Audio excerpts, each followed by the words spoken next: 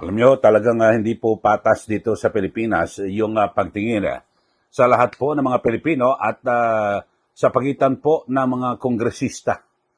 Biruin nyo, sila po ay tig 2 million pesos on bonus, bagamat ayaw po nilang tawagin na bonus.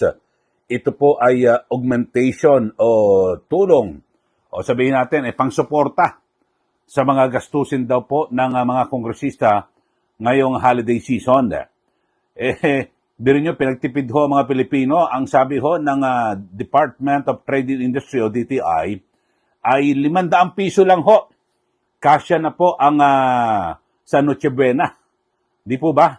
Ang sabi ho pwede na ho 500 piso.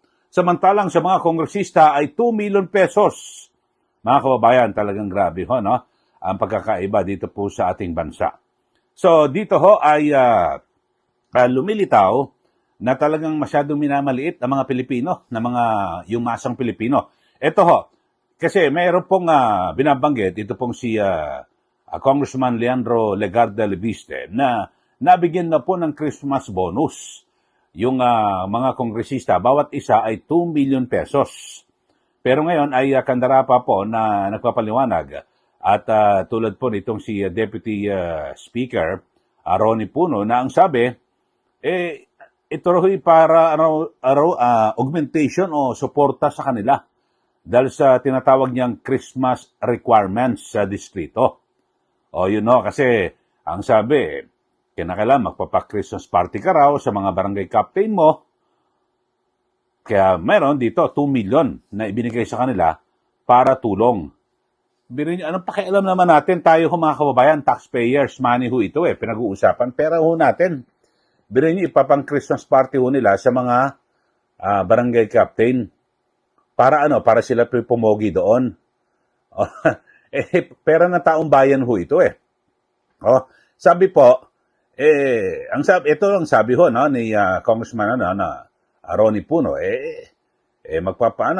sabi niya, well, magpapa-Christmas party ka sa mga barangay captain mo, so may mga activities ka, mga consultations, mga ganon. So, yun ho. So, ginisa ho tayo sa sarili natin mantika, mga kababayan. Ito hong 2 million pesos, ayaw po nila tawagin na bonus. Pero, maliwanag ho, parang ganon na rin. Kasi, di ba, kapag holiday season o Pasko, nagbigay ka ng pera sa iyong mga manggagawa o empleyado, bonus na ho yun, di ba? Iba pa yung 13 month kasi mandatory sa batas ho ito Pero dito ho mga kababayan, maliwanag ho na 2 million, binigyan ho sila tigi-isa, pero ayaw hong tawagin na Christmas bonus kasi masakit. Pero ganun din naman ho mga kababayan, tapos mga Pilipino, pinagtipid, ito 500 pesos yung Noche Buena, pwede na yan. Yun ho. Ito, pakinggan ho natin, maganda ho maliwanag ho mismo ni Congressman Leandro Leviste. Binabanggit niya na, hindi, nagbigay siya 2 million kung tatawagin mang Christmas bonus o ano man, di po ba?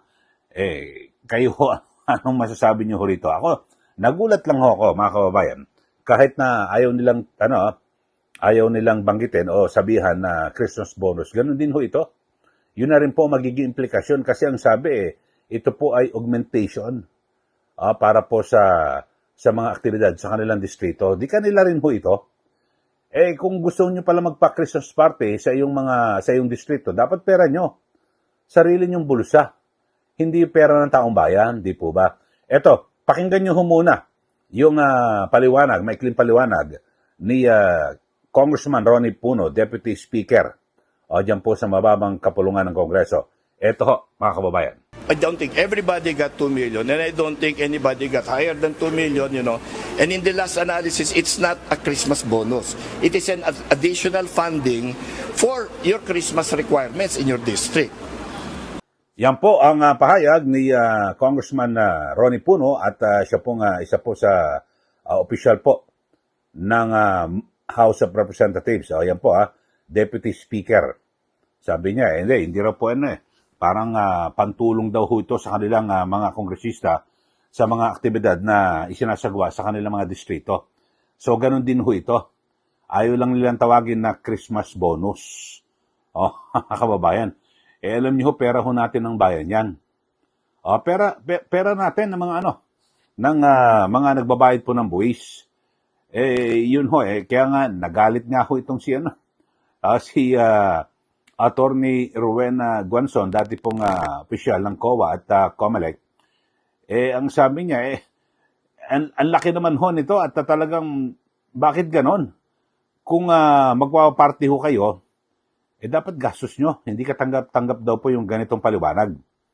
Sabi ho, kayo ho, pera ho natin yan. Hindi ako pabor ho rito sa mga pangyayari ito. Pero may binabagit ho ng paliwanag. Ito pong si Congressman Leviste. Kasi ito, insider congressman ho ito mismo nakatanggap. Pinakita niya rin ho yung kung ano mga cheque na ibinibigay sa mga kongresista. Kaya lang, ang problema ho nila ng mga na pinuno dyan po sa House of Representatives, itong 2 million pesos na ito, wala ho ito. Bariya lang ho ito kayo, Congressman Leviste, kaya hindi niya papansinin yan. Pero ang kanyang, maganda ho yung, yung prinsipyo ni Congressman Leviste na dapat ipaliwanag sa tao. Dapat ay sinupin yung paggastos ng pondo ng bayan. Ito, panoorin nyo ho mga kababayan, ito ang pahayag ni Congressman Leandro Leviste kung saan kanyang ibinuking yung mga pamimigay ho ng pera diyan po sa mababang kapulungan ng Kongreso. Ito nga 2 million pesos na sinasabing Christmas bonus, pero sabi po, ay po nilang tawagin na Christmas bonus augmentation, dagdag pondo para po sa mga kongresista. Ito po si Congressman Leandro Leviste. Meron 2 million pesos cash na pwedeng i-pick up ng mga congressman ngayong linggong ito. At baka yung iba, mas mataas, baka yung iba, for whatever reason, hindi binibigyan. Hindi ko po alam kasi hindi ko po kinukuha yung akin. Pero mabuti po na malaman ng publiko, may ganitong klaseng mga bonus na nagkataon ay halos kasabay ng approval ng budget. Nung Oktubre din, dagdagan ko po, may 1.5 million pesos na ibinigay sa araw ng pagboto para sa budget at buwan-buwan meron pong mahigit kumulang 1 million pesos per member. Ang lumalabas po, ang isang representante ay may 20 million pesos of MOOE at sweldo kada taon. Times 318, ito po ay mahigit 6 billion pesos. Ang MOOE budget ay itinaas ng 7.8 billion pesos. Kaya in some ways po, maaari nating sabihin na ang itinaas ng Kongreso para sa sarili ay napupunta balik sa mga nag-decide na itaas ang sariling budget. Kaya, I think through the parties. So may 2 million nga na Christmas bonus? Kasi sabi ni Kong Erisi wala. Baka sa minority po, wala. Kaya nga, ang panawagan ko, transparency. Hindi. Yung sinasabi niya, 20 Majority. million a year. Majority. Hindi. Sa akin, siguro mga 20 million a year. Wala pa naman akong 1 year, pero kung yung natatanggap ko every month, siguro mga aabutin yun, 20 million a year. Pero ang ginagasta ko para sa district ko, district office, I'm paying district fees. Ang sweldo ng mga tao ko doon sa district, 600,000 a month. Lahat ng mga kailangan doon, supplies, kulang pa yun. And Kaya nga, baka nagdagdag dahil kulang. ang punto ko po ay hindi na mali ito. Pero dapat may transparency. Saan nyo na lang nakita? Saan ba galing? Ito po ay galing sa MOOE fund. Opo. Or I don't know kung fungible naman yung funds. Pero you can really verify. May binibigyan ngayon na 2 million cash per congressman ngayong linggo. At ang panawagan ko, huwag tigilin necessarily ang mga practice na ito, pero maging transparent tayo sa publiko, lalong-lalo na dahil ito po ang main point ko, hindi yung use nito, pero yung proseso. Ang panawagan ko, idebate natin lahat ng mga budget, lalo na yung mga ini-increasean ng budget, dahil ang Kongreso ay nagtaas ng sariling budget ng 10.5 billion pesos na walang debate. At ayaw ko pong sabihin na ginagawa ito na walang nag-question, kaya nagpahayag po ako para lang on the record na hindi ito naaprubahan na walang nag-question. Yan po ang pahayag ni Congressman Leandro Leviste. At dito ho, mga kababayan, ay ito, bilhin nyo, 18.58 billion pesos yung tinatawag na MOOE na mga kongresista. Ito, may mga prueba ho siya, nilabas ng mga cheque. Sa bagay, talaga naman ho, lahat ho ng mga maging sa Senado ay meron po silang tinatawag na yung MOEE o MOOE, yung Maintenance and Other Operating Expenses dyan po sa Kongreso. At particular yung umanay, kasi ang sinasabi ho dito ni Congressman Libiste, yung pagtanggap po ng 2 million pesos, sana ho ay maging transparent ho at ibigay lang po yung mga detalye sa taong bayan. Ako, dapat lang naman ho kasi, di ba, pera ho natin yan. At dito ho, ay atayin po kay Libiste, umabot po sa mahigit 20 million pesos kada taon na po ang pinagsamang sweldo at MOOE ng bawat kongresista, at dahil dito ay iginit niyang may karapatan ng publiko na malaman kung saan napupunta ang ganito kalaking pondo ng gobyerno.